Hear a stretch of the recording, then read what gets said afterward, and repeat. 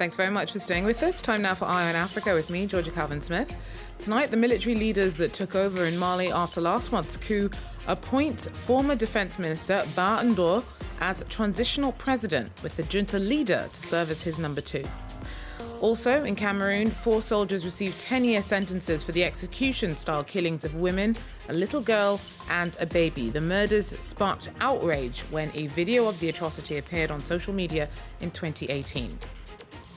And in Botswana, the previously inexplicable deaths of hundreds of elephants may be down to toxic algae in watering holes in the Seronga area. The mass deaths, which began in March, have been branded a conservation nightmare.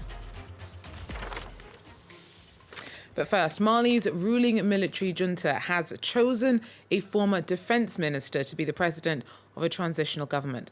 Ba Ndour is a veteran soldier who once served on the cabinet of President Ibrahim Boubacar Keïta, who was ousted in a coup last month. Its leader, Colonel Assimi Goïta, is due to serve as interim vice president. Regional bloc ECOWAS had threatened ruling officers with ongoing sanctions unless a civilian leader was named. With Ndour's appointment, it looks like the military's influence in the transitional government will still be substantial. Nicolas Chemin has more. The new president of the transition, Ba Ndour, is a 70-year-old retired colonel. Few in Mali have heard of him. This footage was shot in 2014. He was then briefly Mali's defence minister. The head of the junta, Assimi Goïta, said a council made up of soldiers, opposition leaders and members of civil society made the decision. Le collège a désigné des personnalités ci-après en qualité de président et vice-président de la transition pour assurer la mise en œuvre de la feuille de route de la transition. Président de la transition au Mali, M. Ba Ndour. Vice-président de la transition, Colonel Assimi Goïta. Goïta becomes vice president, something many analysts had expected. The swearing-in ceremony will take place on Friday. The new president will designate a prime minister. Regional bloc ECOWAS said it would lift economic sanctions if civilians were named as president and prime minister. ECOWAS had accepted the idea of a vice president who came from the army and the fact that the transition could last up to 18 months. Malian President Ibrahim Boubacar Keïta was toppled on the 18th of August after months of massive demonstrations calling for his resignation. In Cameroon, 4 soldiers were each sentenced to a decade in prison for the murder of 2 women and their children. Troops had been deployed to the area where the killings happened to fight Boko Haram extremists carrying out cross-border attacks. Cameroonian security forces have often been accused of committing human rights abuses against civilians. Regina Sondo tells us more. After a 7-month trial, the military tribunal in Yaoundé has handed sentences to 5 of the 7 soldiers accused of shooting dead 2 women and their children in the far north region of Cameroon.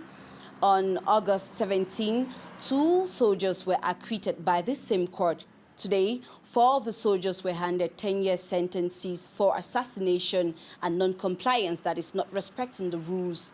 And another soldier who was filming the footage and actually shared it on social media was handed a 2-year sentence. We spoke to one of the lawyers who is defending one of the soldiers in Yaoundé, Barrister Mbensivesh, who said he was not satisfied with the trial and the verdict and was going to appeal. Nous pensons que dans cette affaire, il y a eu un examen superficiel et au bout du compte, un verdict qui, pour l'heure, ne convient pas, ne cadre pas avec la vérité des faits.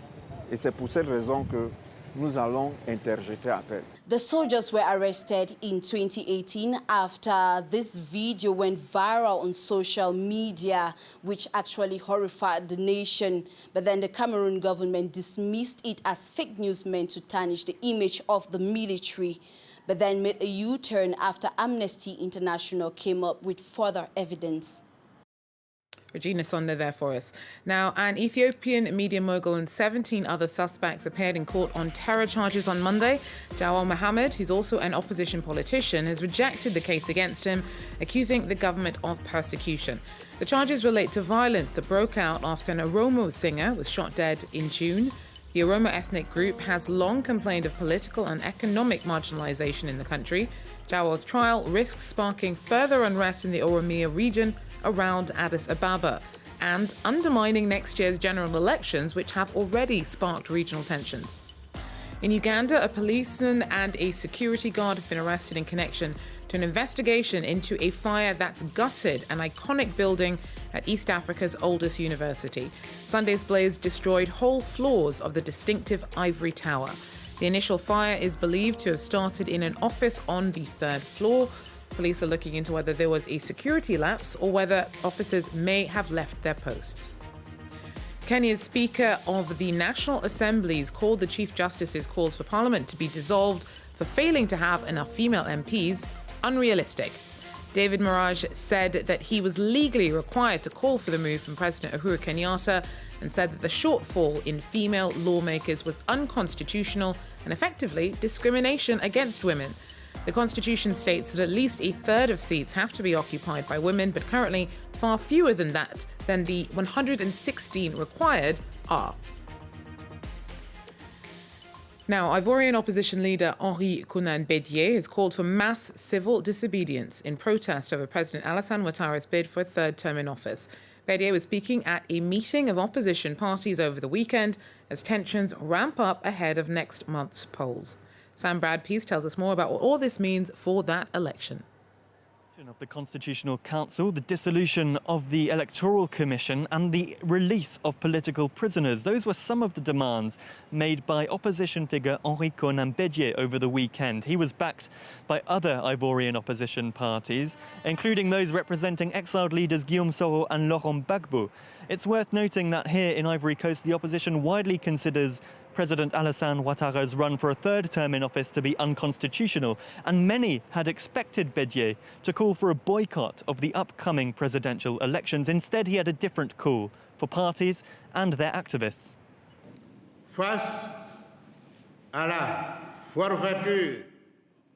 In the face of abuse, there is just one solution: civil disobedience. The government says that Bédié's call for civil disobedience is irresponsible. In August, after President Ouattara announced that he would run for a third term, about 15 people died in clashes. After submitting his candidacy to an institution that he now rejects, Bédié is asking the population to go out into the street and is calling for civil disobedience. It is not a responsible action for a former head of state. If the opposition thinks it could win a majority, this election is the opportunity for them to compete and prove they have the backing. It remains to be seen whether Bédié's call for civil disobedience will be answered. The government has banned public protests until the end of September, and a major demonstration planned for the Saturday just gone was cancelled. The presidential election is now just over a month away. Now, after months of mystery, scientists in Botswana think that they may have worked out what killed hundreds of elephants earlier this year.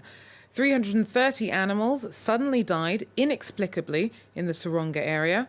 Testing now suggests that the deaths may be down to toxic algae. Botswana is home to 1/3 of Africa's entire elephant population. They're a huge asset to the country's tourist industry, and the deaths of some 330 of the gentle giants earlier this year was described as a conservation disaster. After months of research, scientists now say they have discovered the reason behind the tragedy. A diagnosis of neurotoxic cyanobacterial poisoning from seasonal water plants has been made relating to the elephant mortality in Botswana that started April of this year. Curiously, the elephants, along with a single horse, were the only species that were killed by the toxic blue-green algae in the water. Scavengers such as vultures and hyenas that feasted on the carcasses did not become ill. Scientists have speculated the reason the elephants were so adversely affected was because of the amount of time they spend drinking and wallowing in the water. They've also said the deaths are not linked to man-made causes such as poaching, anthrax or sabotage. Now the diagnosis has been made, the focus can turn towards preventing further deaths in the future. Having isolated this going forward, we clearly know that the mortality, because it had stopped at the time when the pens were drying off, we are going forward going to monitor the situation and then come up with interventions to prevent further mortalities in the next season. Botswana's elephant population is a conservation success story. In 1996 there were only 80,000, and since then numbers have swelled to 130,000, an increase attributed to military deployment against poachers and the isolation of its wildlife reserves. Well, that's it for Eye in Africa for now. Thanks for joining us, and do so again if you can. Take care.